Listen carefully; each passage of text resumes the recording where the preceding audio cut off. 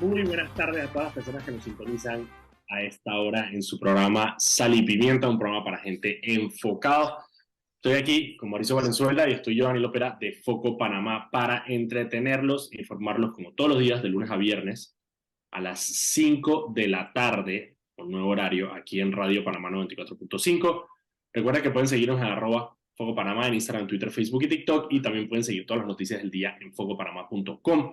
Este programa se transmite en vivo por el canal de YouTube de Radio Panamá, también por el canal de Facebook y Twitter de Radio Panamá, y queda guardado en el canal de YouTube de Foco Panamá para que lo puedan ver cuando quieran. También se sube a Spotify para que lo escuchen como podcast. Hoy tenemos un excelente programa, va a estar con nosotros Ernesto Bazán, él es economista y vamos a hablar un poco del tema de el riesgo país de Panamá. Es un viejo país. ¿Qué es el riesgo país? Sí. Es qué tan hasta la tusa estamos para que las personas vengan a invertir en nuestro país, básicamente. Es decir, la gente invertiría en Panamá y cuál es el nivel de riesgo de invertir en Panamá. Y vamos a hablar con el resto bastante de eso. También vamos a hablar de qué pasa, que es una de las preguntas que tenemos para él, aprovechando su experiencia banquero. ¿Qué pasa digamos, con las sanciones que hubo con Martinelli? Y si eso escala, ¿qué pasa con los bancos? Recordemos lo que pasó, bueno, en el caso, por ejemplo, de Wacket, hay un banco que desapareció por completo, que fue el Balboa Bank, precisamente por su vinculación a Wacket. Pero ¿qué pasa con las cuentas de una persona, si hay un riesgo para el banco, una persona que está en este tipo de listas? Así que todas esas cosas las vamos a hablar con Ernesto Bazán. Una de las razones por las cuales invitamos a Ernesto es porque yo voy a escribir un artículo de opinión en la prensa, que de hecho no sé si lo estaba pensando en leerlo, aprovechando que estamos acá. ¿Sabes que lo voy a leer? Déjame buscarlo. Y era precisamente un poco sobre la conversación que tuvimos con Eduardo Noriega, con Rodrigo. Rodrigo Noriega, la semana ¿Quién es pasada. Eduardo Noriega? Es como un Sobre actor. las señales. En verdad no sé quién es Eduardo. ¿Quién es Eduardo Noriega? Tiene que haber un Eduardo Noriega. Un actor de telenovelas mexicanas. Yo sé que había unos manes. Ah, puede ser, sí. Un actor español, de hecho. Española. Español. ¿De qué? ¿Qué películas? Ah, ¿serio? ¿Dónde lo he visto a él? Ah, mira, no sé. El Espinazo del Diablo. Qué peliculón. Ah, Espinazo del Diablo. Ah, Tesis también. Ok, está bien, está bien, está bien. Eduardo Noriega, alguien. No, estaba hablando con Rodrigo Noriega, lo que hablamos la semana pasada sobre el tema del riesgo de Panamá, de que no estábamos viendo las señales. Y también Carlos Araúz, que quería invitarlo también, vamos a ver si esta semana se une con nosotros, que es otra persona también muy querida que también está relacionada al tema de los bancos, escribió un artículo muy parecido al que yo escribí. El de él es a ver, que debemos tener algún tipo de manifiesto, digamos, en Panamá para salir adelante.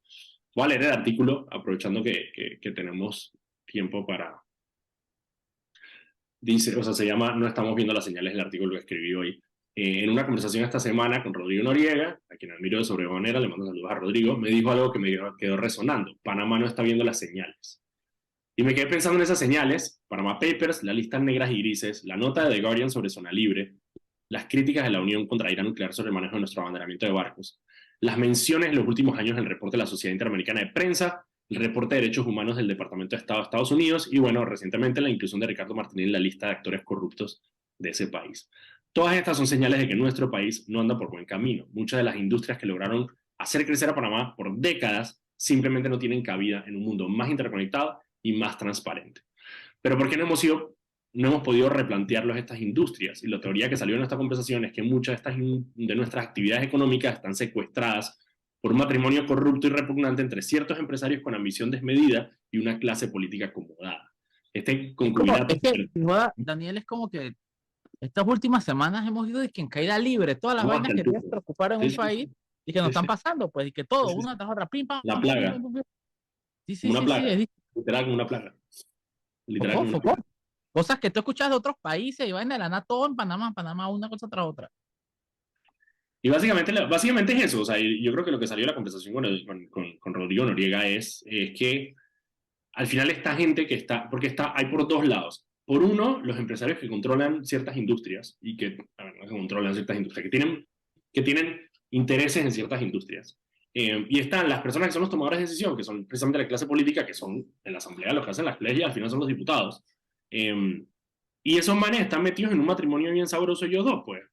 Y lo que yo digo es que aparte ese matrimonio renueva votos cada 5 años, porque cada 5 años salen las elecciones, esta gente necesita de estos intereses económicos para poder reelegirse, se reelige y protege los intereses económicos de esta gente. El problema es que los únicos beneficiados son estos dos factores. Los únicos beneficiados son la gente que tiene los intereses económicos en estas industrias y la clase política que se acomoda y se queda acomodada ahí. Y mientras tanto nosotros que nos jodamos. Entonces nada, básicamente lo que digo en el artículo es que tenemos que separar ese matrimonio y como ellos son los que, el problema ahí es que como son precisamente los diputados los que ponen las reglas del juego y cambian las reglas del juego, está muy difícil tratar de separar estos dos. Vivimos secuestrados, literalmente estamos secuestrados ahí. Y lo peor es que cierta gente está Sale ese desarrollando una cuerpo Martín especie, Torrijos. y eso lo dijo Martín Torrijos. Sí, estamos secuestrados. Porquería, pero estamos secuestrados por gente como él también, por esa misma clase política. A mí me da risa Eh, porque, a mí me da risa porque a ver, lo de Martín, cuando yo estaba escribiendo la nota de lo de Martín para el newsletter de hoy en la mañana, y de la nada pongo, dije, una foto buena de Martín para ponerla en la vaina. Y hay una foto con Nito, el man con gorro del PRD, con toda la gente. Yo dije, espérate, esta es la misma gente que tú estás criticando ahora, no entiendo. O sea, hace pero 3 es que años la estaba haciendo foto campaña. que estaba para la glosa mañana. Esa foto está ahí ahorita te la mando. O sea, el man haciendo campaña con el PRM de su partido. O sea, man puede salir a criticar lo que le dé la gana. Pero el man, ese es su partido, pues. Entonces sale el man y critica, no, que nuestro partido está secuestrado. Y ahí yo le doy la razón a Pineda y a Benicio que dice, espérate, 13 años te tomó date cuenta que el partido secuestró. Porque el partido no secuestraron ayer. El Exactamente. partido no lo secuestraron para este CEN. El partido lo secuestraron hace mucho tiempo. Y desde la época de Martinelli, que Martinelli empezó a comprar los diputados y a ponerle bolsillo en los pantalones a los diputados, que se empezaron a envalentonar, que empezaron a... Porque ahora Martinelli me da risa, porque me tuiteó esa vaina la semana pasada, dije, es un error que los diputados controlen los partidos políticos. ¿What? ¿Y qué estás haciendo tú con Yanivel y tratando de hacer con el CD, hermano? Y Es no que es solo eso, exactamente. y Una aparte, fue tu empoderamiento de los diputados cuando vez fuiste que causó todo esto. presidente lo que terminó acá. Si no hubiera pasado Cuando eso, Martinelli agarró y empezó a comprar diputados a dos manos, pero sin parar, les dio valor a los diputados y salió la frase, ¿te acuerdas la frase famosa de Alma Cortés? De que ¿qué yo le fue lo dije que a dijo? Martinelli que no comprara ningún diputado, que solo los alquilara. Palabras textuales de Alma Cortés. Total, entonces, claro, entonces es muy fácil salir ahora a decir, eso me cabrea esas introspecciones. Por ejemplo, la de Martín Torrijos me da una rabia horrible. Por eso, porque así que, mano, o sea, ahora, ¿genuinamente estás preocupado? No lo sé, puede que sí, puede que genuinamente estés preocupado por su partido. A un año de las elecciones es el momento para estar preocupado por el partido. ¿Cuándo te diste cuenta y por qué no lo hiciste antes? Y si te diste cuenta ahora, eres bien pendejo. Y si te diste cuenta antes y no te pronunciaste, entonces, ¿por qué no te pronunciaste y por qué lo estás haciendo un año de las elecciones?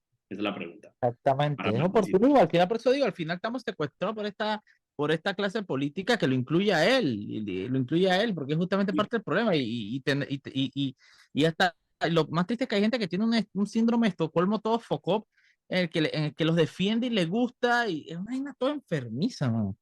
De verdad, No, bien y, enfermiza. y, y por eso te digo, o sea, a ver, Martín Torrijos es un man que obviamente tiene poder de oratoria y obviamente es un man letrado, entonces obviamente cuando termina el video termina, o sea, bello lo que dice el man en el video, dije, los partidos, sin partidos no hay democracia y no hay partido que aguante. Listo, perfecto. Si tú tomas esa frase y se la quitas a Martín Torrijos y la pones simplemente en un texto, suena belleza.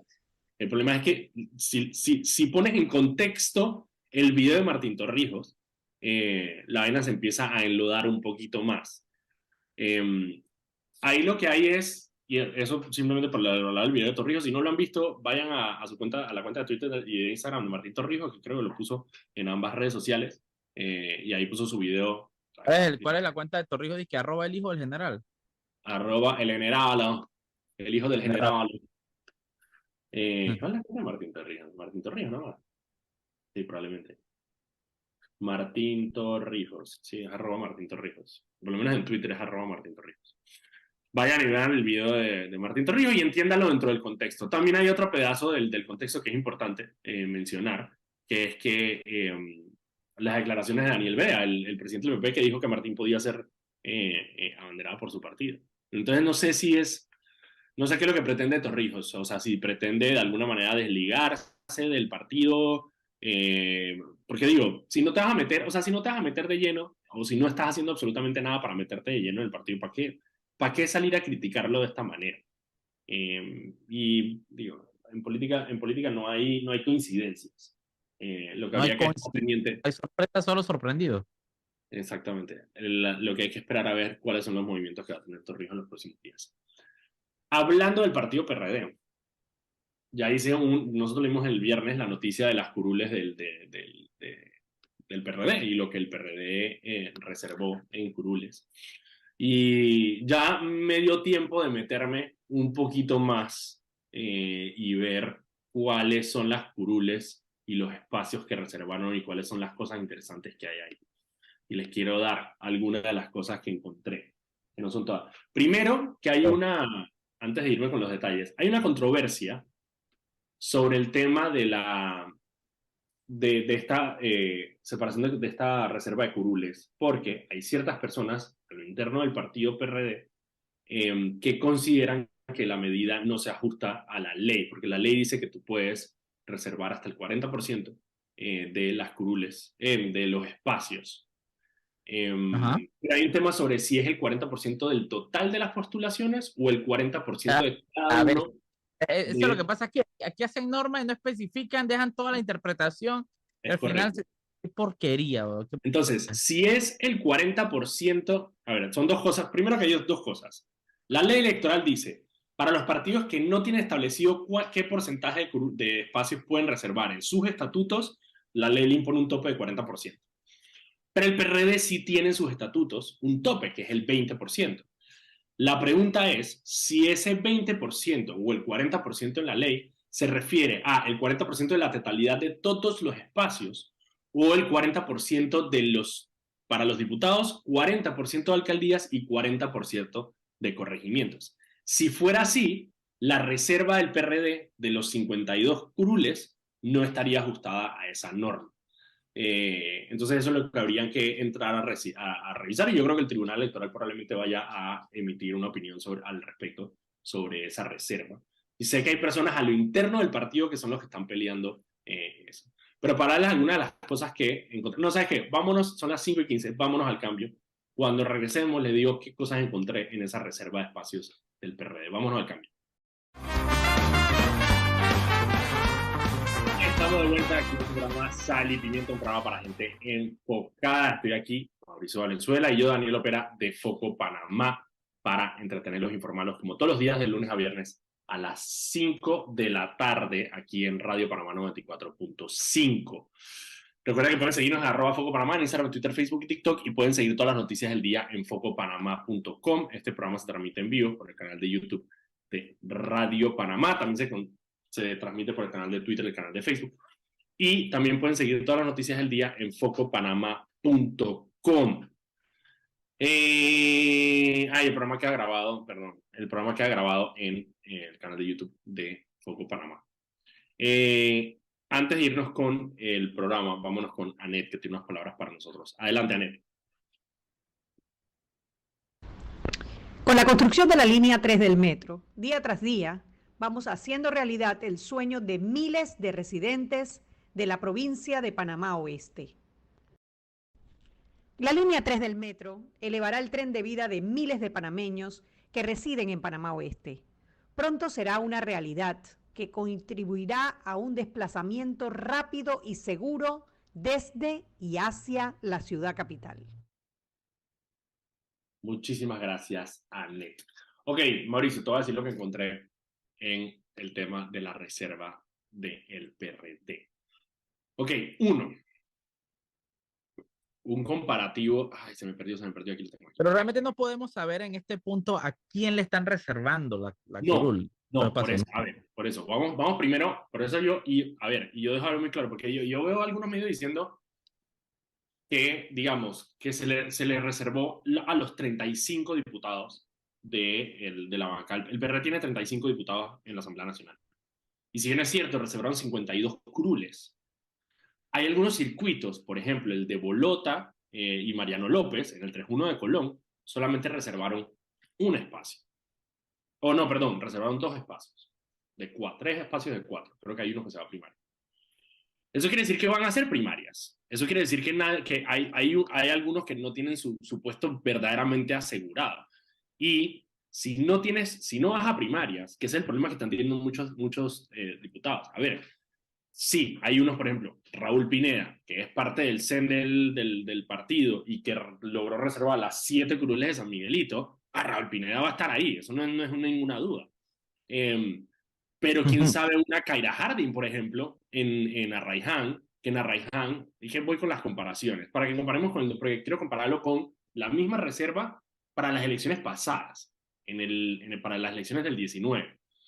En esta ocasión se reservaron 52 puestos. En esa ocasión solamente se reservaron 19 curules. Para esta elección va a haber solamente 13 circuitos que van a ir a primarias. En la elección pasada hubo 32 circuitos que fueron a primarias. En el 2019, en San Miguelito, que eligen 7 diputados, el PRD reservó 2 espacios. Uno de ellos lo ocupó Pancho Alemán, porque era para alianza. Claro, porque era para alianza. Al final solamente se hizo alianza con uno, con el Molinera con un espacio, entonces uno que fue la R fue Pancho Alemán, las otras 5 se fueron a primarias y una que, bueno, la asignaron, que no me acuerdo a quién habrán metido ahí. Para este 2024, todos los 7 espacios del PRD van a estar cuidados para alianzas. Recordemos que en San Miguelito están Raúl Pineda, Leandro Ávila y, bueno, Zulay, que Zulay obviamente no va a participar de las primarias. En Arraiján pasó exactamente lo mismo. En Arraiján, en el 2019, los 3 espacios se fueron a primarias. En esta vuelta, los 3 espacios quedan reservados. Y en Chiriquí tiene 4-1, 4-2, 4-3, 4-4, 4-5 y 4-6, ¿verdad? En los circuitos electorales, que suman, entre esos 6 circuitos suman 9 curules. Resulta que solamente una curul del 4-1 en David va a ir a primarias, el resto todas están reservadas. Oh, y hay circuitos donde el PRD no tiene, el 4-6, por ejemplo, no tiene un diputado, porque el 4-6 es Ana Giselle Rosas. Hay una curul reservada en el 4-6. ¿Para quién? No sé, pero ahí la están reservando. Entonces lo que tú dices es muy cierto. No se sabe para quién, verdaderamente nadie tiene, hay algunos que sí, Benicio Robinson en el 1-1, que reservaron las 2 curules, obviamente no se va a quedar por fuera. San Miguelito, Pineda tampoco, pero hay muchos que yo creo que están bastante en el limbo. Mira, tú piensas, por ejemplo, en Julio Mendoza, en PC, la reservaron. ¿Va a ser para Julio Mendoza? Yo no sé, yo tengo mis dudas de si Julio Mendoza va a entrar en los planes. Por eso te digo, entonces hay muchos diputados y mucha gente dentro del partido que está bastante preocupada con eso de las reservas, porque al final son los directivos provinciales, los directivos circuitales, los que van a escoger quiénes van. Entonces, dependiendo de quién controle en esa área, yo siendo los diputados del PRD, yo me preocuparía, porque una cosa es que tu curul no vaya a ir a primarias, y otra cosa es que este puesto sea para ti, hermano. Entonces, en esta vida no hay nada garantizado. Exactamente, yo creo que hay varios que ahorita mismo están ahí como que ¿Te acuerdas de lo que hablamos? Pero no están del todo seguros, pues están bien intranquilos. ¿Te acuerdas de lo que hablamos? ¿Te acuerdas de lo que hablamos la semana pasada de los piratas? Bueno, o sea, ¿a quién le estás confiando tú? Exacto. Es que al final también obviamente tú tienes que entender que, y lo que voy a decir es completamente político, no es lo mismo un Benicio Robinson o un Raúl Pineda dentro del PRD, como lo que tú dices, con Julio Mendoza o una Kaira Harding. No es lo mismo, se escribe igual. Lo mismo, hermano, ¿me entiendes? Hay unos que tienen su puesto asegurado y otros que no. Hay otros que no lo tienen tan asegurado. Por eso te digo, eso va a ser bien interesante. Ya dentro del PRD hay obviamente Cristiano Adames, que a pesar de que firmó... ¿no? Al final el que define para quién va a ese puesto es el directorio nacional, ¿no? Según el boletín son los directores circuitales. Los directores provinciales, según el boletín. Vamos a ver. Eso, en teoría, lo tiene que definir el CEN, me parece que es el que debería definir esas posiciones, porque claro, se abren alianzas y dependiendo de la alianza que te digamos, si el PRL le une una alianza con el Molirena, no le va a dar 52 curules, ¿sí me entiendes? O sea, le darán 3 chichiguas ahí en las R que puedan y hacemos acuerdo en un par de uninominales, pero de resto no lo van a hacer. Entonces de ahí tendrían que ir entonces el PRD a llenar esos espacios con los amiguis, los que se llamen con Benicio, los que se llamen con Gaby, los que se llamen con la cúpula del PRD, para que los pongan ahí de a dedo. En un partido de 700.000 adherentes, eso va a ser un Royal Rumble que no tienes idea, y lo que va a generar, que eso es lo que, bueno, no sé, o sea, el PRD que tanto habla de unidad, eso lo que va a crear es una división enorme en el partido, porque o sea, la cantidad de gente que quiere aspirar en el PRD. Y te digo una cosa, eso es para los diputados. Reservaron las alcaldías de Colón, San Miguelito y Panamá, que son las tres que son las tres que son, bueno, son PRD porque Carrasquilla ahora transicionó Sí, pero no al, pueden postular Carrasquilla, entonces ya tienen otro enredo. el Carrasquilla tiene otro enredo porque no lo pueden postular porque no le da el tiempo porque se acaba de meter en el partido. Entonces tienen que ver, tienen postulado otro partido, pero bueno, la reservaron. Fábrega, por ejemplo, yo no sé Fábrega si está esperando que lo postulen a él, porque sí, porque no, depende. Cuentan las malas lenguas en lo interno que Fábrega no es el, no es Bueno, por el, eso te digo. Por no es eso el te digo que es interesante. beneficiado de La esa. única que tiraron, la única de las grandes que tiraron a primaria fue la de David. Y te voy a dar otra que no sé si la viste, pero la presidenta del Consejo Municipal, Yoira Perea, condenada a 60 meses por malversación de fondos, Ah, le reservaron la culura en Chilibre, está reservada. No sé si a ella, pero la bueno, reservaron. ajá, bueno, no es la curva lo que reservan, le reservaron La, la, la representación, sí, la silla de sí, representante. No va a ir a elecciones. No va a ir a elecciones. Así que, no sé, por eso te digo, no necesariamente tiene que ser para ella, pero la reservaron. Digo, si es presidenta del consejo, yo no veo por qué no se la reservan a ella. no es por qué no, tal vez porque tiene que es una delincuente condenada, pues. Bueno, puede ser, exacto, pero bueno, como las condenas en este país son de mentira. Oye, y tengo otra noticia antes de que nos vayamos al cambio a las 11:30. Creo que nuestro invitado entra de las 5:30, que creo que nuestro invitado entra a las 5:30. El tema de la luz. Ok, cuando empezó la pandemia, el gobierno empezó a implementar un subsidio que se llamaba el Fondo de Estabilización Tarifaria, FET. Y básicamente es un subsidio, todos los meses, el gobierno se metía la plata en el bolsillo y ponía un subsidio para que las personas que consumieran menos de 750 kilovatios hora su casa, aproximadamente el 81% de los panameños, tuvieran una reducción en la tarifa de energía, no subsidio. Todo el mundo que gastaba menos de 750 disfrutó de ese subsidio por toda la pandemia. El subsidio, la última actualización que hubo fue que en noviembre dijeron el gobierno va a extender el subsidio todo diciembre, del 1 de diciembre al 31 de diciembre, a un costo de 11.2 millones de dólares. Pasó diciembre y por un tuit de ENSA, de la empresa de energía que maneja el grupo EPM, que era el antiguo Electra Noreste, que sirve más que todo a la parte de Panamá Norte, Panamá Este. Por un tuit en respuesta a alguien en Twitter, ENSA de la nada dije, sí, señor usuario, lo que pasa es que el gobierno dejó de implementar el subsidio del FET a partir del 2023. El gobierno no había dicho nada. ENSA tiró esa vaina, esa bomba en un tuit respondiéndole a alguien bruto. Realmente, como tú dices, en respuesta a un tweet, man, una idea toda informal ahí. No hay nada más informal imposible, brother. Entonces, de la nada todo el mundo se quedó como que, espérate, ¿cómo así? Y efectivamente, esa persona no tiene el FED. ¿Cuál es el problema? La ASEP había dicho en diciembre, la Autoridad de los Servicios Públicos había dicho que el FED se iba a extender, pero lo iban a bajar a personas que consumieran hasta 300 kilovatios hora, que sigue siendo un montón de gente, es la mayoría de la población igual. Sí. O sea, igual sí habiendo subsidio. O sea, 700 era buco. 700 es bastante, de hecho, sí. 700 es bastante. Es casi que demasiado. Lo bajaron a 300. Y igual, por eso te digo, un montón de gente se beneficia de eso. Pero la CEPA había dicho eso en diciembre y de la nada ENSA sale y dice eso ahorita. Entonces nos quedamos todo el mundo como que, ajá, entonces, ¿qué está pasando? Ya Jorge Rivera Staff de TESA también dijo, ya salió a decir que, bueno, que sí, efectivamente se iba a implementar esto de los 300 kilovatios hora para el 2023, así que van a hacer los ajustes. Sin embargo, a las personas que consuman más de 300, la factura de luz efectivamente les va a subir comparado a lo que venían pagando. Aunque va a haber una disminución súper leve de la tarifa del 3% el próximo año, pero bueno, vamos a ver qué es lo que pasa con eso. Nosotros, de hecho, teníamos una investigación sobre el tema de energía que dejamos en pausa el año pasado, que de repente vamos a ver si ahorita con todo esto la volvemos a revivir. Una malentería bien interesante que está pasando ahí con el tema de la energía y de dónde recibimos nosotros la energía.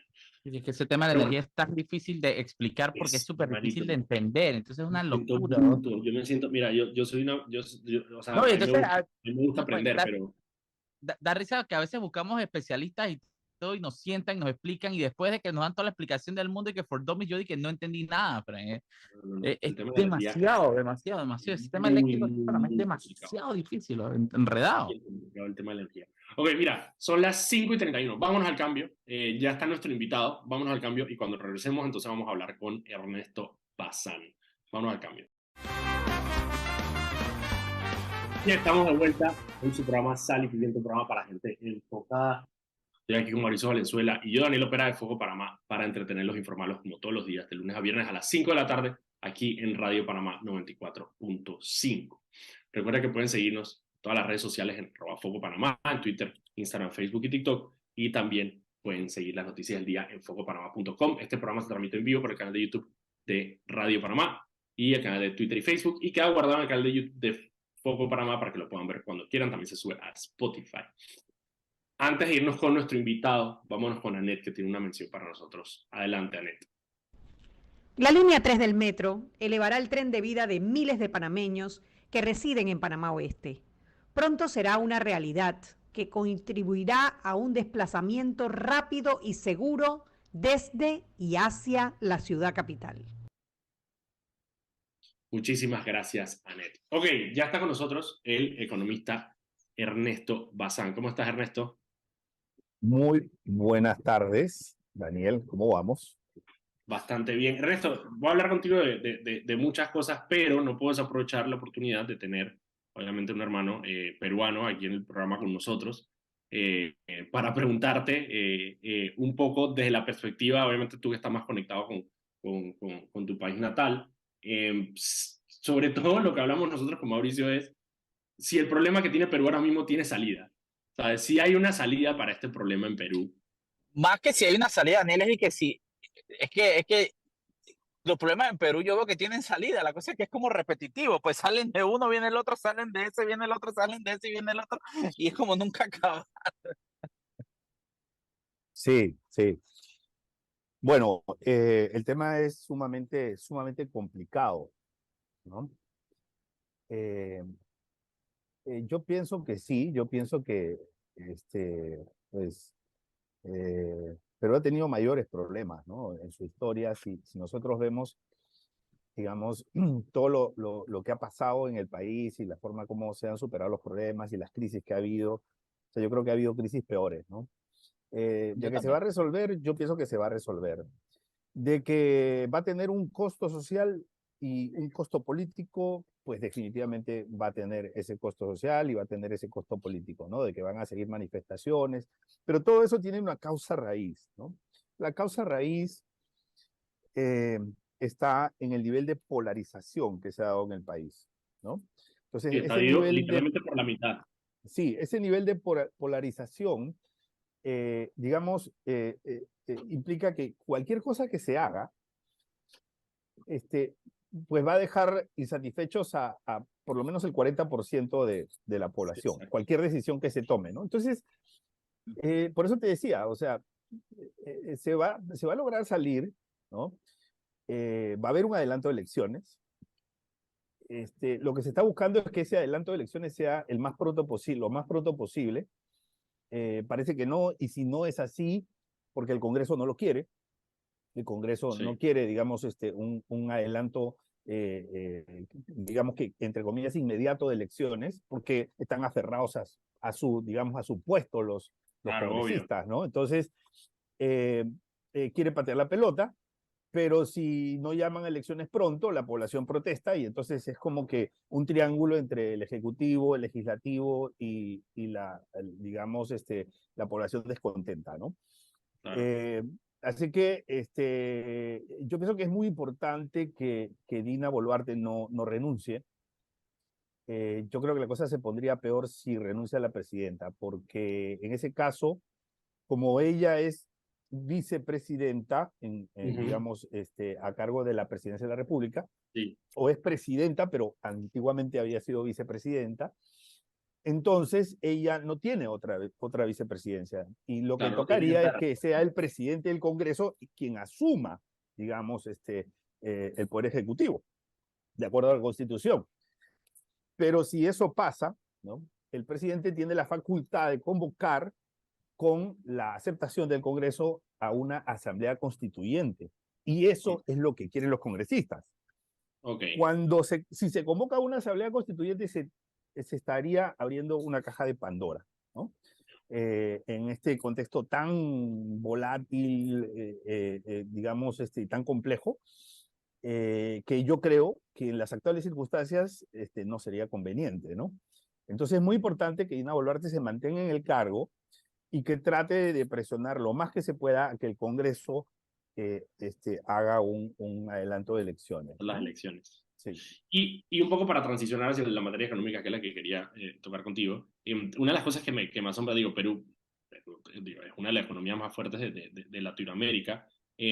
¿Cómo ha sufrido toda esta inestabilidad política y si han pagado un poco el costo en materia económica en el Perú?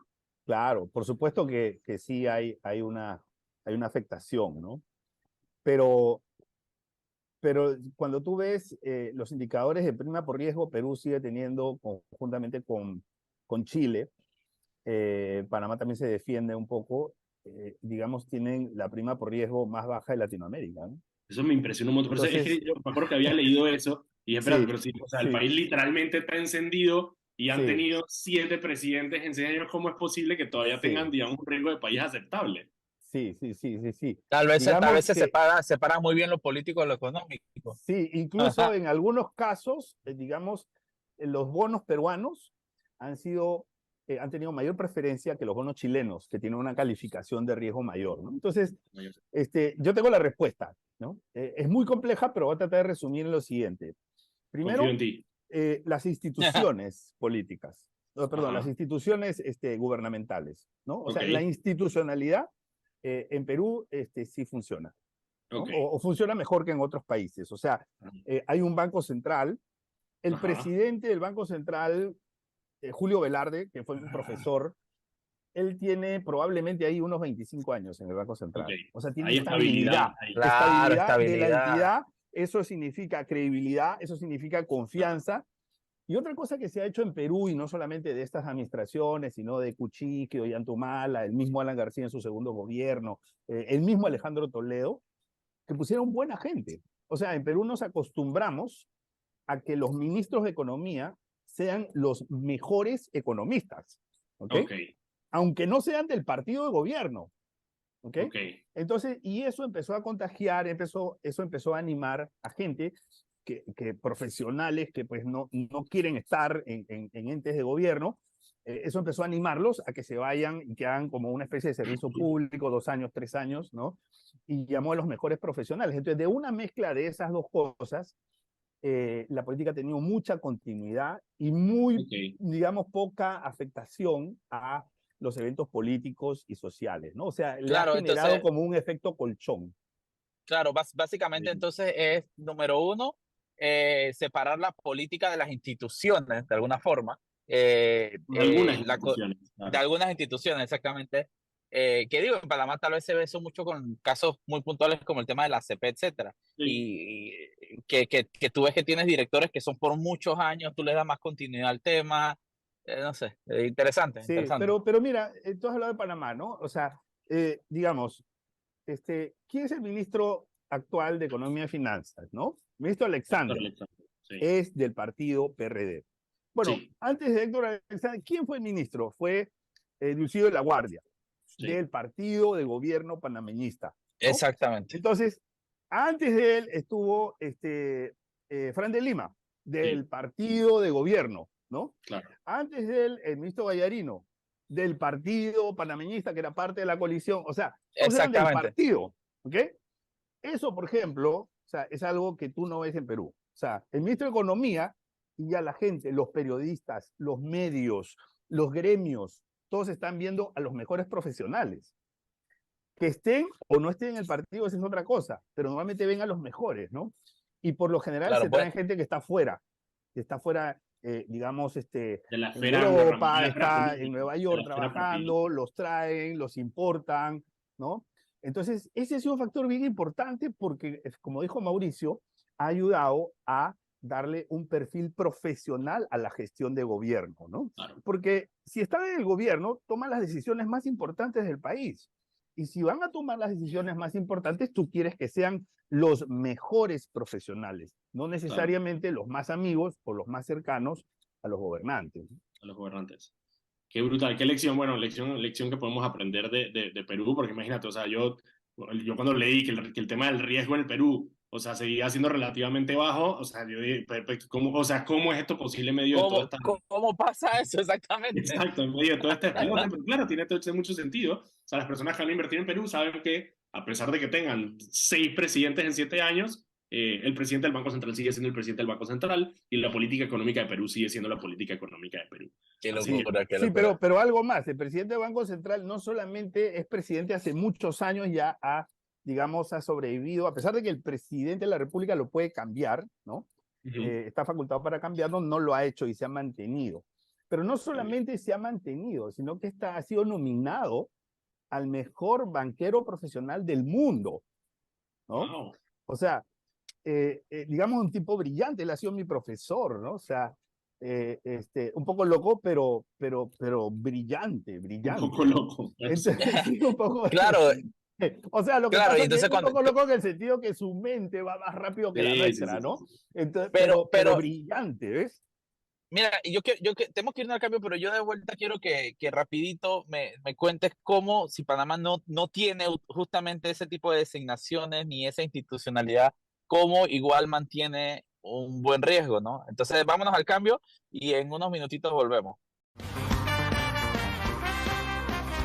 De vuelta aquí con el infinito para la gente que está. Me voy a saltar el intro para que tengamos más tiempo con nuestro invitado en este último bloque. Ernesto, Mauricio te dejó con una pregunta antes del cambio, que la pregunta es, en Panamá, estamos bien, ¿no? En riesgo, por lo menos, estamos decentes. Mira, yo creo que lo que están percibiendo los inversionistas, ¿no? Es, digamos, todavía una visión que no tiene la profundidad como para poder medir los riesgos que actualmente tiene la economía panameña. Entonces, Okay. yo pienso que de manera general y superficial, los indicadores clásicos, ¿no? De deuda sobre PIB, los indicadores de crecimiento, por ejemplo, ¿no? O sea, yo soy muy crítico del indicador de crecimiento económico, de crecimiento del PIB, porque el crecimiento del PIB solamente es un indicador de tamaño de la economía, de tamaño, no es un indicador de bienestar, no es un indicador de desempleo o de empleo, no es un indicador de capacidad adquisitiva de las familias. Entonces, eh, pero es un indicador que es un poco perverso porque te abre líneas de crédito. Es decir, las líneas de crédito que tienen los países dependen principalmente, cuando se ve superficialmente, de un ratio que es deuda sobre PIB, ¿no? Deuda sobre PIB. Entonces, la deuda de Panamá ha seguido creciendo, pero el PIB también ha seguido creciendo. Este año, digamos, sorprendentemente, podría estar creciendo tal vez un 9% o tal vez cerca de un 10%, ¿no? O sea, cosa que nos ha sorprendido a muchos. Entonces, el crecimiento de la base de ese ratio, de ese indicador, hace que el número final, el cociente, sea más bajo, ¿no? Pero no porque el país está tomando menos deuda, sino porque el tamaño de la economía está creciendo más, ¿no? Entonces eso abre líneas de crédito. Si se abren líneas de crédito, hay disponibilidad y por ley de oferta y demanda, entonces el país tiene una de las mayores demandas de instrumentos soberanos respecto de otros países y por lo tanto la prima de riesgo todavía resulta un poco baja, ¿no? Entonces, cerca de lo que tiene Chile y de lo que tiene el mismo Perú.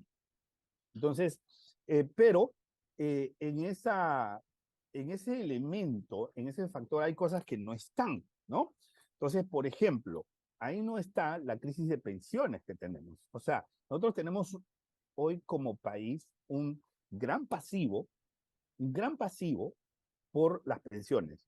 Cuando nosotros comparamos las pensiones que tenemos que pagar, ¿no?, por el IBM del subsistema de beneficio definido, que casi no tiene reservas, ¿no?, versus lo que se tiene, entonces se tiene un compromiso de pago, que es un compromiso del país, ¿okay?, y que ese fondo necesita recibir un aporte del Estado, que no tiene recursos porque el Estado panameño es un Estado deficitario, y para esto el Estado panameño necesitaría tomar un endeudamiento, ¿no?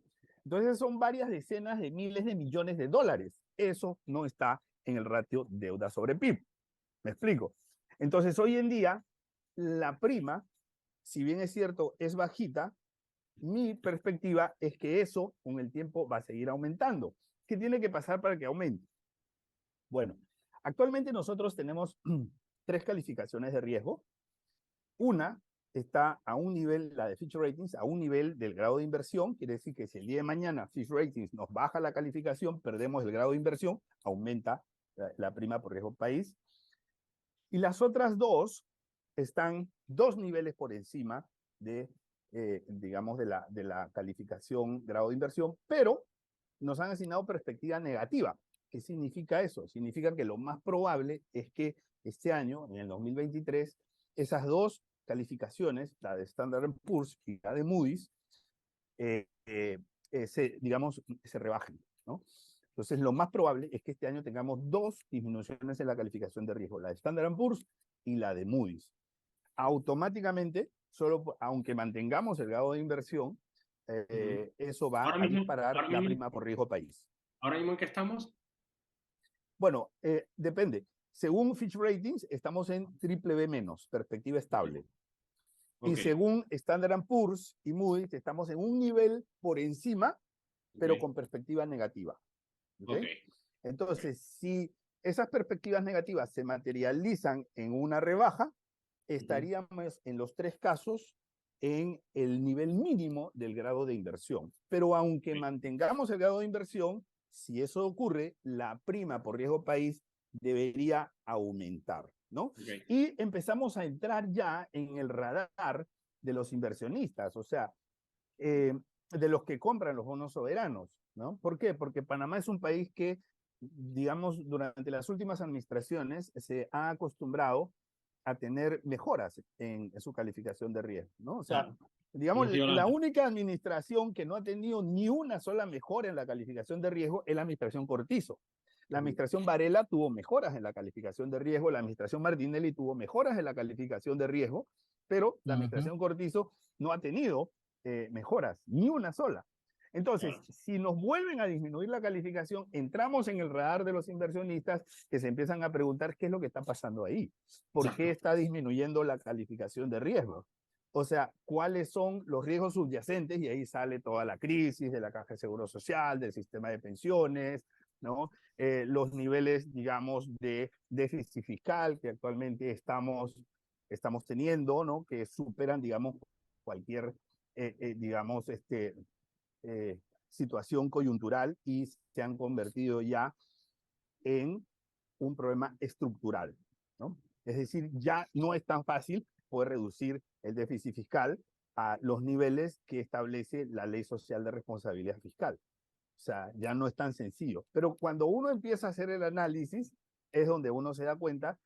Y entonces yo pienso que este año y el próximo año es el próximo año en que se acaban las reservas para el IBM de beneficio definido, yo creo que vamos a tener grandes retos para el país. Wow, sí, es lo preocupante. Y Ernesto, me da miedo. Yo recuerdo cuando se hablaba de que en 5 años, en 6 años, en 7 años, ahora y que en próximo año ya llegamos, pues. ¿Qué vamos a hacer?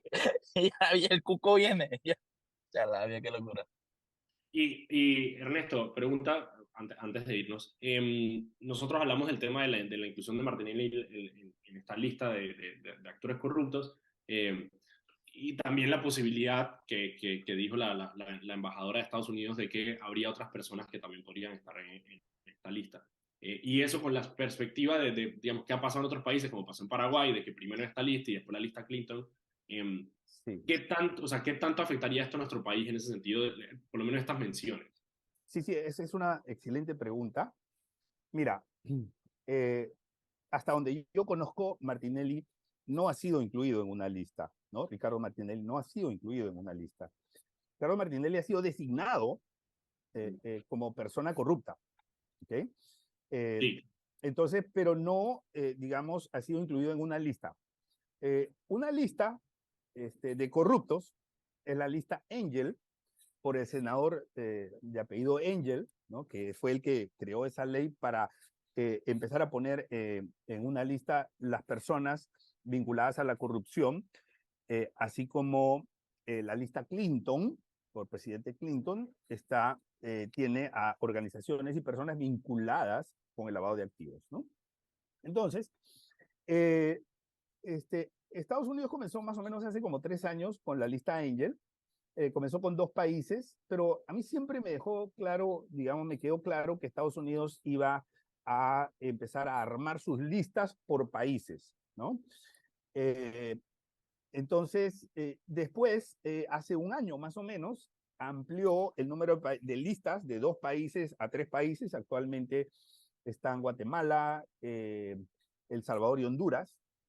Triángulo Norte, sí. Siempre dice, vamos a seguir incorporando a más países, habla de países, ¿no?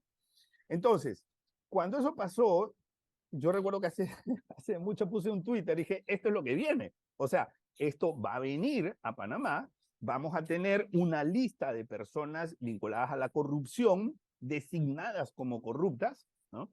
Y yo creo que eso viene. Y en la antesala y en la anticipación a esa lista vienen algunas designaciones específicas, pero que todavía no contamos con lista, por lo menos que yo sepa.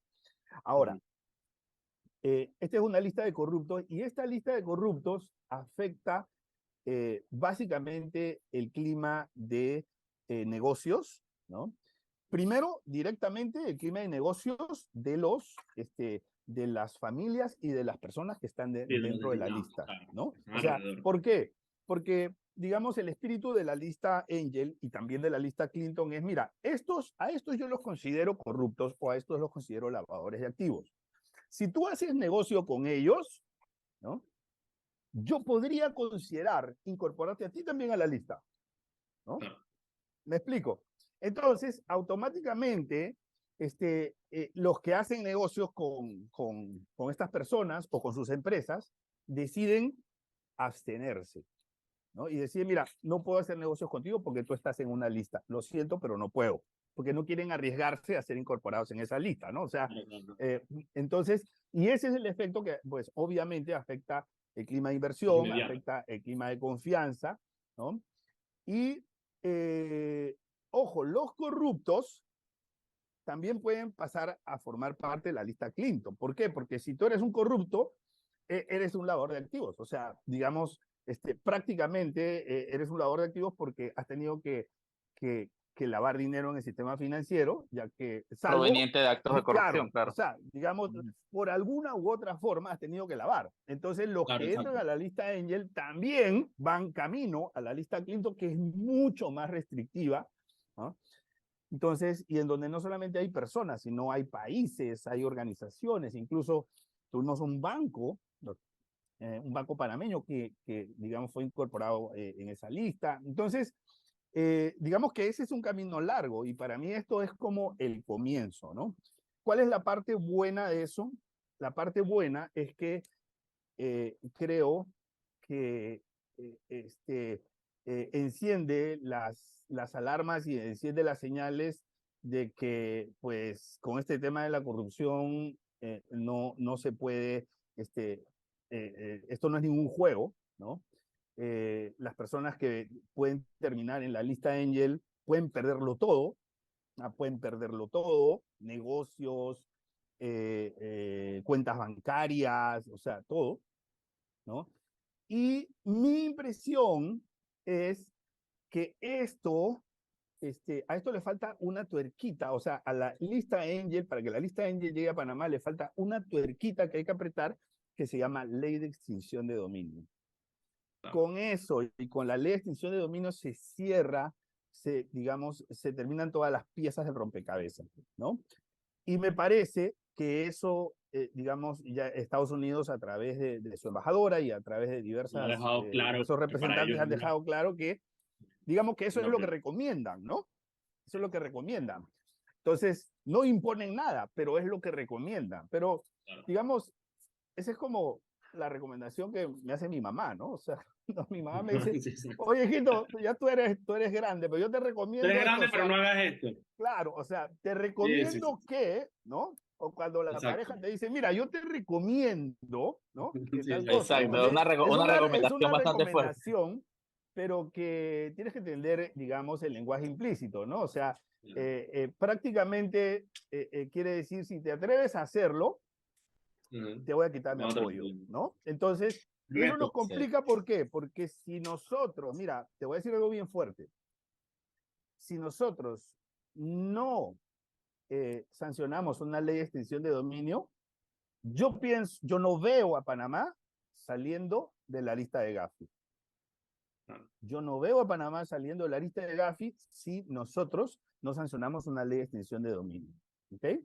Entonces, y digamos, la influencia que tiene Estados Unidos dentro del Grupo de Acción Financiera Internacional es muy fuerte. Entonces, yo no veo a Estados Unidos recomendando la salida de Panamá o apoyando las recomendaciones para que Panamá salga de la lista Gafi, ¿no? Me puedo equivocar, pero por lo menos ese es mi parecer por el espíritu que tiene la lista Gafi. Yo creo que está claro que esas son las señales que está mandando Estados Unidos. Ernesto, muchísimas gracias por acompañarnos el día de hoy. Se nos acabó el tiempo. Son las 6:03 de la tarde. Gracias, de seguro amigos. te invitamos de nuevo quizá para ahondar sobre el tema de extinción de dominio, que es un tema que a nosotros también nos gusta bastante y siempre nos gusta tocar. Gracias, Ernesto. Gracias a todos. Nos vemos mañana a las 5 de la tarde aquí en Sal y Pimienta. Hasta luego.